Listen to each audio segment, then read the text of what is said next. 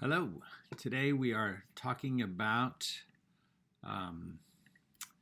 the Counter-Reformation, Baroque in the 17th century. You recall a couple of lectures ago we talked about the Reformation and things that were happening around that, centered around that, and we jumped into the Renaissance for a while, and now we're back to the idea of what happens in the church. My name again is Professor Roman, and it's good to have you with me today. As we look at the Counter-Reformation, which in your text is going to be centered around chapter 13, essentially, is what we're looking at.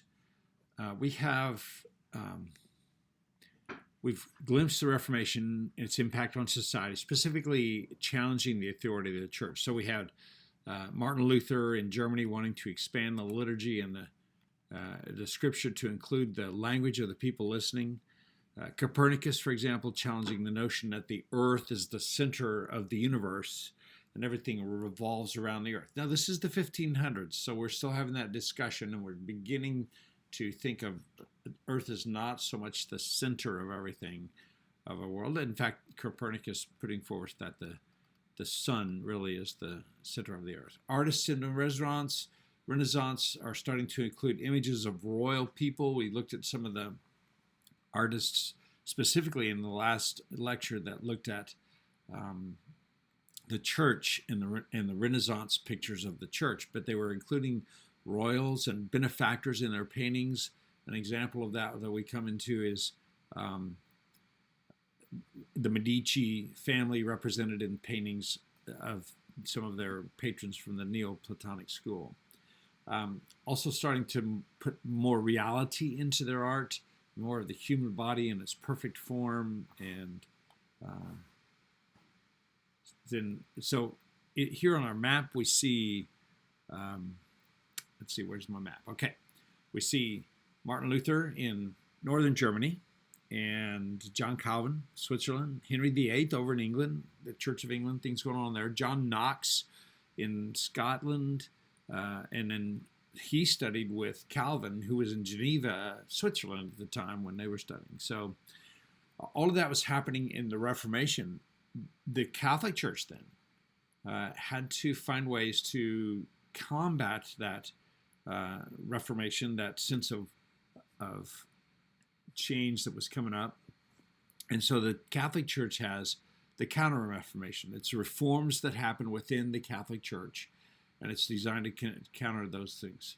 So there's an emphasis, a renewed emphasis on the mysteries of Christ, on having vivid religious experiences. And we see a bunch of saints and the stories that they have where they have connections with and encounters with spiritual forces, God and Mary, Jesus, demons and saints, etc. And then we have also stories of the stigmata. The stigmata is this a phenomena that occurs when someone has bleeding out of those points that Jesus is said to have had bleeding when he was nailed to the cross, and they're in the palms of the hands and the feet. And sometimes even where the crown of thorns would have been on their head. Visitations of Mary and Jesus are part of the time there, and then an emphasis on the miracles of Jesus as well. Also, then we have the Council of Trent. The Council of Trent was an experience that went from 1545 through 1563, 45, 55, 18 years. And the result of that, the Index Expurgatorius, which lists banned books that you need to be getting rid of. Hence, we're hearing about banned books all over the United States right now with some of the political issues that are going on. The printing press really is just getting off the ground, so these banned books are a new phenomenon. People are disseminating their ideas much more quickly. That was one of the benefits to the Reformation people, is that they could disseminate their ideas, and then following that, the people who were in the Counter-Reformation, writing these things down. Some of those people that were on the banned book list, Descartes, who is, the father of, if you're in one of the psychological industries, the father of meditations and metaphysics, or two of his books, the father of some of the ways of thinking, philosophy. Pascal, who gave us some of the mathematics stuff. Voltaire, who wrote letters and philosophique. Rousseau, the social contract. Casanova, memoirs. Balzac, Victor Hugo in Notre Dame, Les Mis, Sartre are some of those people. Also Erasmus, Machiavelli, Calvin, Milton, all these people that are being banned from the popular literature. So, okay, wrong thing. Yeah, here we go. Keeping up with myself. All right, so one of those main reforms that came out of the Council of Trent and then the Counter-Reformation measures, the argument was that the text was lost in the music. We've talked about that. Remember the three guys at the beginning in the 300s. You had Pambo that said the text is the most important thing. You had August Ambrose on the other side of that said the music can move us to God, and we need to use music every time we can. And it kind of obscured the text. And then in the 300s, the guy right in the middle of those two, Augustine, who said, yeah, music is good and it can move us in certain ways. Text is important. We need to be able to hear the text. The music sometimes can take us places where we shouldn't be going. So that's 300. Now we're still having this discussion in the 1500s where the church is saying the text, the Catholic Church is saying that the text is lost in the music, the noise, that there's so much going on. And we've listened to some of those things with polyphony. Remember that polyphony is many sounds happening, and it just tumbles around in these big spaces, and it's hard to understand what's being said. Polyphony. So the church, the Catholic Church in the Counter-Reformation in this Council of Trent reduced basically the songs that they could use to four, and then they started on developing music in a way that the text would be understood. And the main guy in doing that was Giovanni Palestrina. Giovanni Pierluigi of da Palestrina. He composed a wide variety of compositions for madrigals, which are secular polyphonic motets, and to complete masses. Palestrina was employed by the Pope as the director for the Sistine Choir, but he refused to take a vow of celibacy, and so he was fired for that. And this all happened, of course, before the Counter-Reformation. Once the Counter-Reformation happened, he was asked to come back to that position and help implement the reforms of the council. And he did this in concert with some of the other significant composers of the time, like Orlando de Lassus and Tomas Louis de Victoria, and it implemented some of these changes that are going on using the guidelines as presented by the Council of Trent. So one of those songs that helps us understand that is the Missa Papa Marcelli, the Kyrie. This is sung by the New York Polyphony. And this, I'm doing the wrong thing again. Sorry.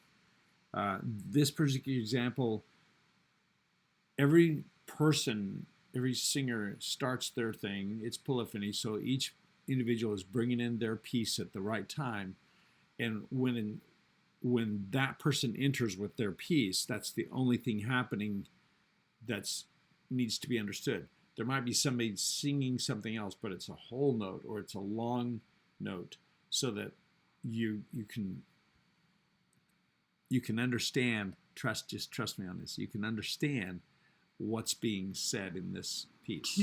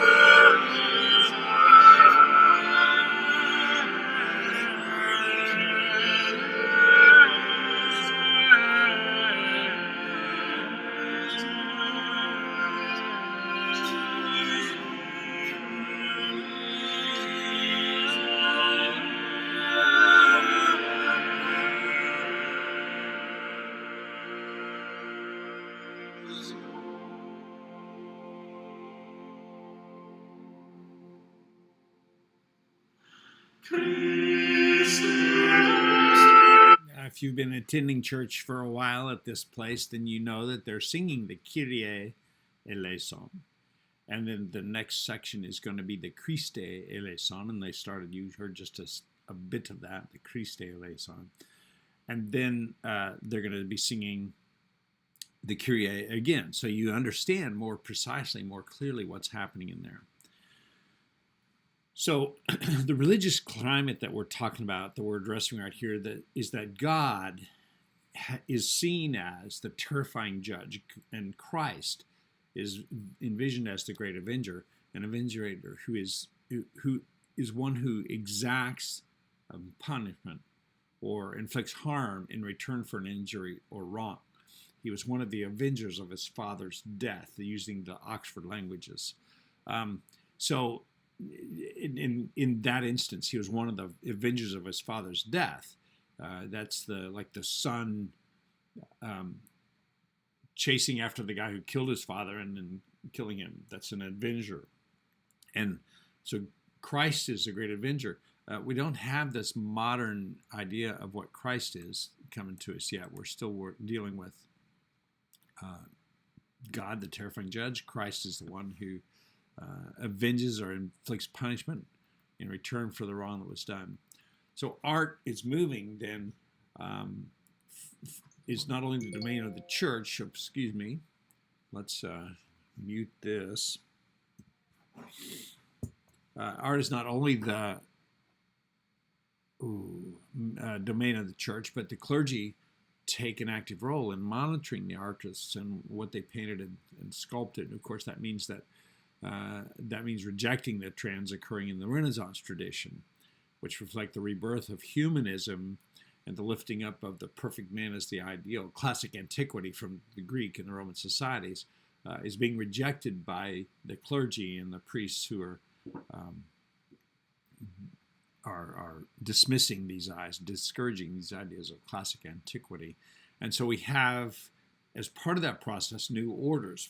Philip Neri, born in Florence, who died in Rome, created or instituted the Congregation of the Oratory, or the Congregation of the Word. And they strove for diversity within the unity. And it's the basic formula for the oratory. There's a scope for individual prayer and study and works of mercy, and that happens within the bonds of the common life. The individual ministries are never separated from the common mission of prayer and preaching in the sacraments, and that's called the excellencies of the oratory. Everything that you do in your individual prayer, study, and works of mercy, they contributes to or flows into the mission of the people that you're living with, that you're serving with. And that gives us the excellencies of the oratory. Let's see what you've got. Okay. They have cheerful devotional spirit. They're happy about their relationship with Christ. And then they preach or pray as the Spirit motivates them to do so. If they're walking down or in the midst of a conversation with someone, or however the case may be, rather than in the confines of the church as it was established beforehand. Ignatius Loyola, you probably have heard of Loyola University at some point, created the Society of Jesus, or the Jesuits, who were intent about two things: about one, education, and then two, about missions. One of those popular areas where they were is in Spain. It's the Spanish province of Guipúzcoa.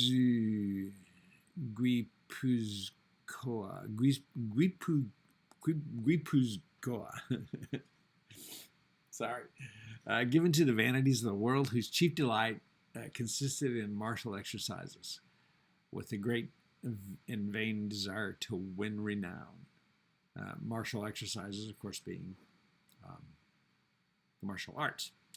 They were heavy into missionary work, and their cathedral, their home cathedral, St. Ignatius Cathedral, is Just one of those beautiful spots.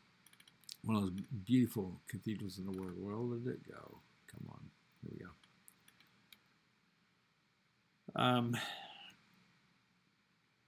And they had a high value for involvement in worldly affairs. They had a high value for the people of the church being involved in the works of society and the workings of society. Let's see what we got here. That's more of what they did there. Okay. Human beings can influence their own spiritual destiny. Okay, so the Jesuits represented what we might consider the militant church. Maybe you've seen the movie The Mission, where they are fighting for what is believed to be right. And if you have not seen the movie The Mission, I would certainly encourage that for an understanding of some of the Jesuit mission work in South America, and also for some of the just glorious music of that piece. They implemented church into the everyday life versus the monastic lifestyle of seclusion from the people.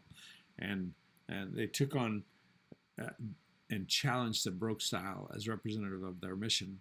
The Baroque style, which we're moving into, was an international movement. So the Jesuits then, Ignatius Loyola in particular, encouraged the use of all of our senses in exploring our faith. And because of using all of our senses in exploring our faith, that's how we can have some say in the destination of our own relationship, our own faith. Excuse me. Teresa of Avila and John of the Cross are a couple others that are part of this. They created the Carmelite orders. When you hear the word discalced Carmelite nuns, or discalced means barefoot. So when you think of people that, priests or nuns that go around barefoot, it's just, that's what that means, discalced. There's a monastery of theirs up on County Line in 150. Not anymore. They recently sold out to, they sold that monastery piece, but it was for a long time a Carmelite monastery. And it's beautiful. You walk onto that place and you just sense the presence of God that's been invoked from years and years of the contemplative lifestyle, prayer, and meditation that's going on there. There's an extensive library at that monastery, and that's one of the things about the Carmelites, is that they really value, again, education and having things written down. Carl Borromeo, whose church for us is, there's a St. Borromeo Catholic Church on 50th and MacArthur over by Putnam City Original, where the baseball and softball fields are located. That's Carlo Borromeo was the Archbishop of Milan, Italy, and he created new seminaries and wrote curriculum, including manuals for artists and architects, musicians, students, and teachers that integrated these new church doctrines from the Council of Trent into how they were to do things, their art, their architecture, their music stuff. That was Charles Borromeo. So then the architecture reflects that kind of shift. We see the Church of Il Gesù, which we're not going to watch. This is a short video on the screen, but we're not going to watch that right now. It's a monument to the Jesuit order, and it's designed by Giacomo Vignola, who also known as the Giacomo della Porta, of the port. And it's kind of the prototype for Counter-Reformation churches. They took some of the things that were happening because of the Council of Trent, and then they looked at some of the things that were happening in the Protestant movement and incorporated some of these thought designs and the rules of Borromeo and into the design of the church at the Church of Jesus, the high altar there, the view of transubstantiation, Transubstantiation is a theological term that you can talk with one of your theology professors about. Not something we're going to get into here, but we see now some of these effects of the rules of the church, the Counter-Reformation, sneaking into the way that painting is done and sculpture is done. And one of these guys that institutes some of that is Caravaggio.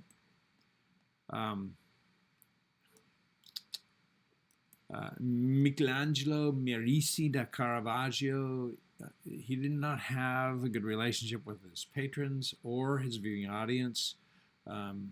So he had a kind of a short career, and he lived kind of a lonely life. And he was mostly concerned with the construction of his paintings and creating a dramatic design, trying to create the drama within the painting. So he gave us his use of light and shadow, especially that light falling. Let me just skip onto his picture. The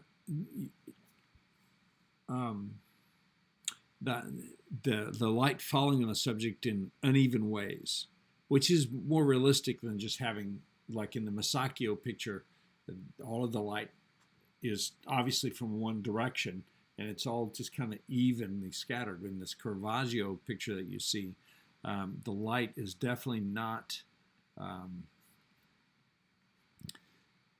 is really uneven in this picture. This is called chiaroscuro, chiaroscuro, chiaroscuro, and it's the use of light and shadows, theoretically, that reveals the inner selves of the subject in his painting. So from the use of light and shadows, he's trying to get us to feel what the characters are feeling. Now this particular picture is called The Calling of Saint Matthew, and it uses the chiaroscuro, which spotlights the inner selves of these guys. In this picture, as you're looking at it, on the right side, the guy with his arm pointing out is Matthew,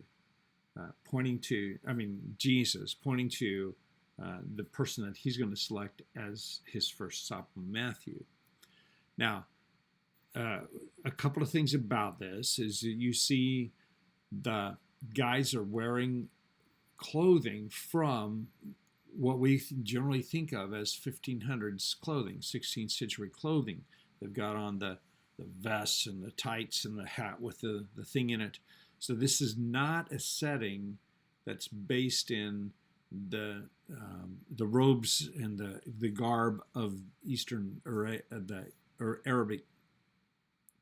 Aramaic or Hebrew or any kind of people that Jesus would have encountered in his time.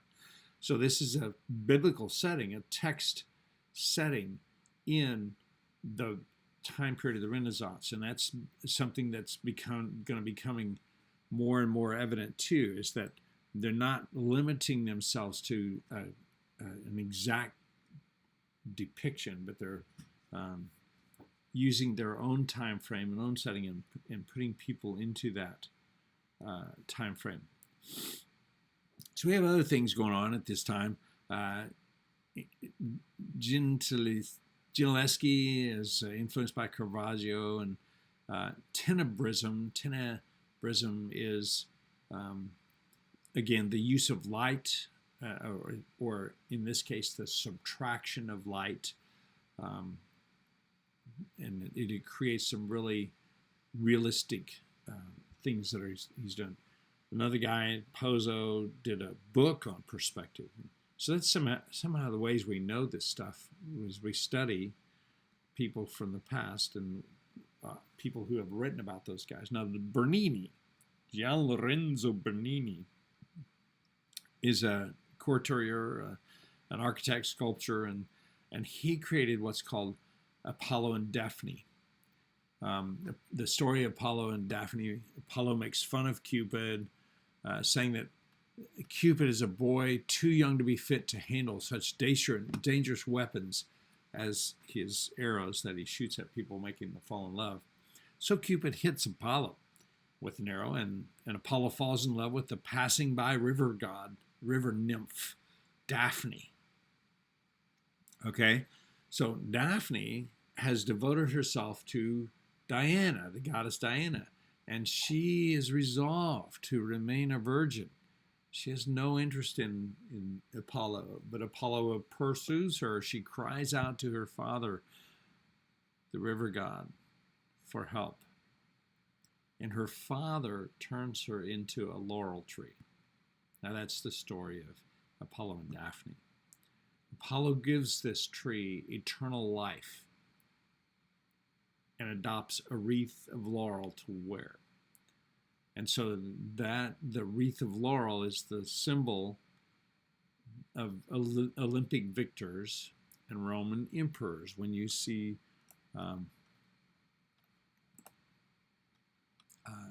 Roman emperors characterized, they generally have that wreath on their foreheads. That comes back to this story. Here we have that picture, and as you're looking at the picture, that's Daphne on the right side and Apollo on her left, and he's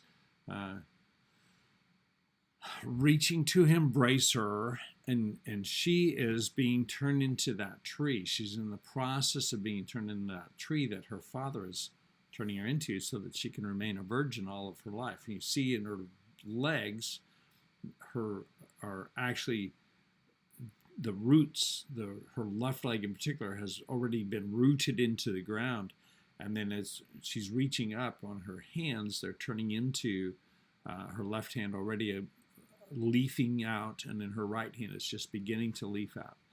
And so this is Bernini's semblance of that story. This is not a Christian story. And Bernini was one of those guys who kind of dabbled in both types of the world. But he also did some of the great work that is representative of the time. Here you see just a little bit closer picture of those feet being turned into roots. Another image that he did is this ecstasy of Teresa. And we're going to just watch this video briefly. We won't watch the entire thing. Not all artists that produce religious work are themselves religious, but an exception to that was Bernini. Bernini was deeply religious, but he was also especially interested in the theater.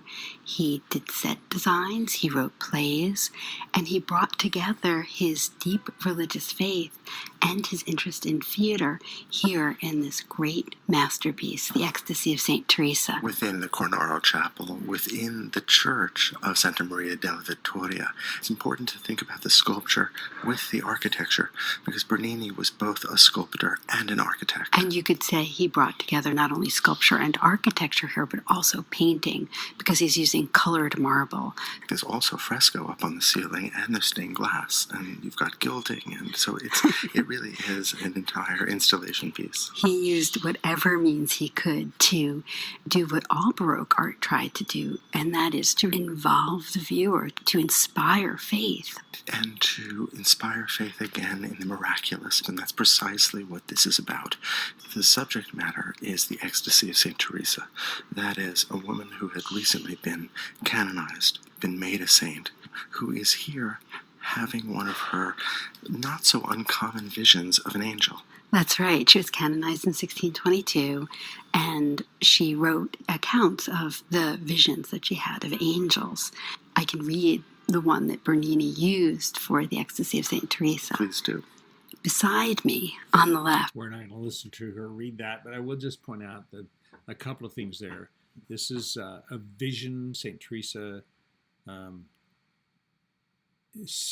having a vision of an angel. And if you recall, just a few moments ago, we were talking about how that mysticism and this visions is a part of that Counter-Reformation church that's going on. Also, then you see in this particular image the gold bars behind her, and eventually they're going to talk about above those gold bars. Now, they had talked about the overall scope of that. That's a whole front wall of the church, and this particular statue is right behind the communion table, or what we call the altar today. Above that and above these gold stripes, there's actually a skylight. And what happens is that during the latter part of the day, as the sun comes in through the skylight, it funnels down these gold things and it highlights this vision, this statue. So it's really an incorporation of the architecture of the building in conjunction with the sculpture. That is just a beautiful piece of work, and it really demonstrates the totality of what they're doing. So we have then some of these emerging Baroque practices. We've talked about the Counter-Reformation, and we begin to see that the Baroque is starting to emerge, where the parts of a composition come together and they create a certain device. And so for Caravaggio, the chiaroscuro everything comes together in that to create this device of chiaroscuro for him. In this illustration from Bernini, the components all create one interdependent whole. And then there's this whole idea of grandiosity, bigness, hugeness, and theatrical and emotional power, just trying to move us in ways through the use of what's going on. Now, over in Spain, where the Jesuits have been active, and Teresa and Avila and those guys, we see some of these things going on where they're doing conquest. And that's also expanding into Mexico. And over in Mexico, we see Cortez, who is sponsored by Charles V, lands on the Yucatan Peninsula and begins his march across and runs into Montezuma and gives us Montezuma's Revenge and all those great things. But it's not. I mean, it's there. It's just unfortunately his name. But the Aztec Empire over in the middle of Mexico is Cortez's goal. And Cortez in this whole thing has this way of dealing with it. Looks kind of like barbarism, and he executes people as he's going. He destroys some of the temples and the artwork and all of the things of the Aztec Empire, iconoclasm that we talked about a couple weeks ago. And then he sent some of this stuff back to Spain, to Charles V. So he's marching toward Mexico City, which is built on the ruins of Tenochtitlan. It was about 2,000 people. And this is one of our mission teams standing in front of the the Pyramid of the Sun. These are a set of pyramids outside of current Mexico City. And you can see that there's pathways, there's stairs up along the back, and people, it's a great destination for people to go to today. And this is the Pyramid of the Sun, and it represents the Aztec worship of the sun. On this particular pyramid, if you go during one of the four phases of the sun, the December, the equinox, or the other thing. The equinox is when the sun is over the equator, the northern, whatever it is. There will be people, sun worshipers, up on this thing with their crystals, trying to capture that essence of the sun. This is a cathedral in Querétaro, which is about an hour north of Mexico City, and this is an example of what happened in Cortez's march across, and then in the story of the Virgin of Guadalupe is the Catholics started to embrace and incorporate some of these Aztec symbols and Aztec lore into their Catholic faith, and use that as a bridge point. And so the Virgin of Guadalupe story is about the Virgin appearing to an Aztec guy and then the sharing of that. And it's a long, complicated story we're not going to go into, but this example in Querétaro shows us that what's called synchronism. Syncretism is the incorporation of the culture into the church. And this statue outside of this church, you can see the headband of the guy with the little figurines on across his headband. Those are Aztec symbols, and of course the plume is the Aztec plume. He's playing an instrument of the Aztec people, and the gal holding up the little incense represents the church, and it's all this symbolism of the church and the incorporation of the Aztec things. Now this is the Jesuit place, the Jesuit seminary, the museum outside of Mexico City, National de Virreinato, and those of you from this area can say that a whole lot better than I can. This is one of those areas where it's just a beautiful structure. It's a museum now. You can go into that and have tours and look around and see what's going on. Off to the left, as we're looking at it, behind those trees, they have a functioning community. And one of the times that I was there, I actually attended Mass in the little chapel off to the side there. The inside of this is just, the inside of this cathedral is covered in gold imagery and also in wax from centuries of candle burning, so that people could see. And I can just picture being in here with all these candles throughout the place lit, and how that just glitters off of the gold inside of the place. Down south of there a little bit is the Mayan culture. They worshiped the sun and moon gods. Human sacrifice was part of their ritual. They had a precise solar calendar that included 365 days. Our calendar came from the Roman people, and it wasn't solidified till the 1500s, but the Mayans had that forever. Math, astronomy, hieroglyphics, and this is one of their pyramids. We were in Belize, so we went south and east, west a little bit, so it's somewhere down in Belize somewhere. And this is their pyramid that's existing still. And you can see that the scope is not nearly as large. It's a lot more trees there. The Mexico City pyramid is out in the middle of vast fields, and this is really in the middle of a vast forest. Here we go with people. And then down south even further, the Inca Empire. We're not going to spend too much time on theirs. And the Escorial, and then the Churrosco, that style. There you go. You can read through that. I'll give you a second. And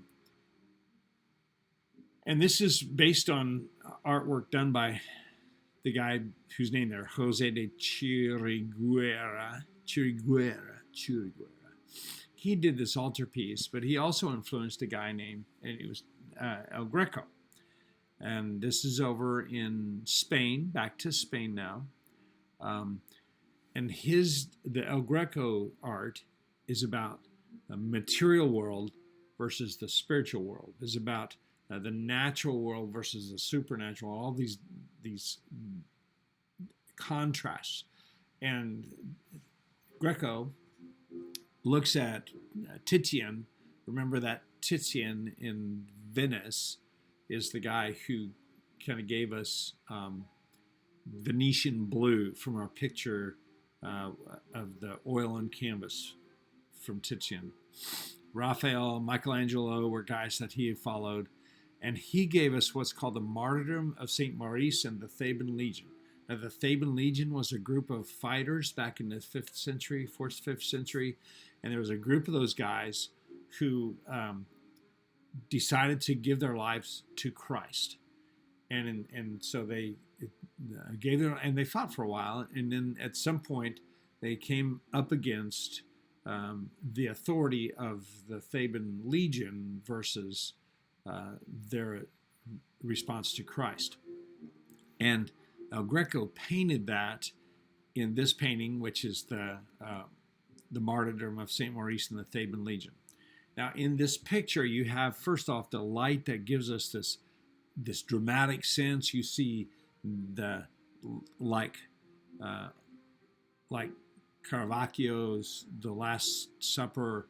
You see the angels in the background and the smoke and in the clouds. Up front, on the bottom right as you're looking at it, you have the big guys. And that is Maurice and some of his guys, and they're being given the option. They're being talked to about their relationship and given the choice to do. Now, to our left, down at the bottom left of the picture, you see him again. He's made his decision, and they're starting to persecute him. They're starting to get rid of him.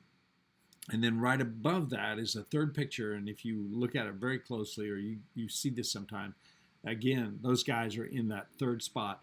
It's by the elbow of the guy in the blue that's the biggest guy.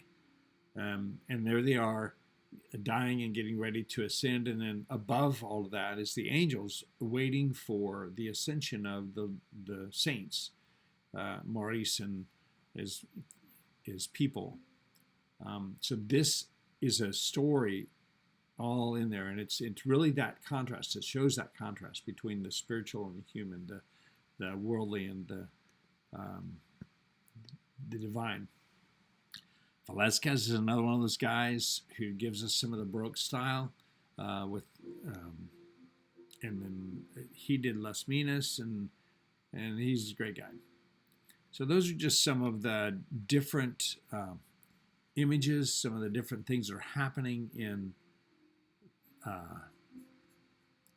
that time period. We're looking again at the 1500s, and the Renaissance is happening over in Italy and Fleming area, and then the Baroque is starting to be birthed in this area, coming out of the Counter-Reformation. So you have the Reformation and the Renaissance over here.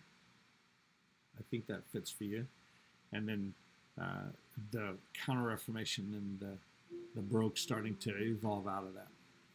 A lot of stuff in there, and it's just fascinating to go back and study those. Some of the main highlights out of there, Chiaroscuro and the Jesuits, and some of the things that were happening. Have a great day, and look forward to seeing you again soon.